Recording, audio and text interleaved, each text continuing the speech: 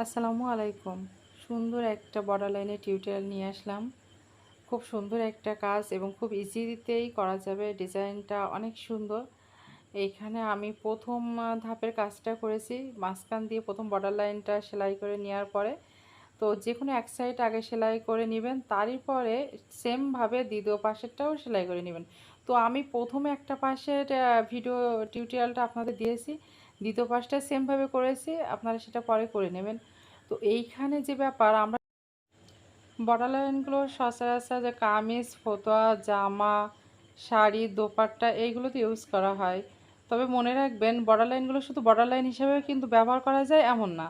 আপনি কামিজে কিংবা ফতুয়ার যে কোনো এক পাশ দিয়ে কিংবা দু পাশ দিয়ে মাঝখানে এক বিঘে ফাঁকা রেখে কিছুটা ফাঁকা রেখে দুই সাইডে দুই লাইন করে দেবেন, অসাধারণ ডিজাইন হবে। শাড়ির ক্ষেত্রেও তাই, আপনি এটা বর্ডার লাইন হিসেবে শাড়িতে কাজ করে মাঝখান দিয়ে অল্প ফাঁক রেখে রেখে আপনি যদি এই কাজগুলো করে দেন, অসাধারণ একটা ডিজাইন হবে। বিশেষ নকশি কাঁথা খুব সুন্দর ডিজাইন করে এরকমভাবে কাজ করা যায়। মূলত এই ডিজাইনগুলো নকশি কাঁথাই করে। ভরাট সেলাই বিশেষ করে আপনার নকশি কাঁথায় করানো হয়।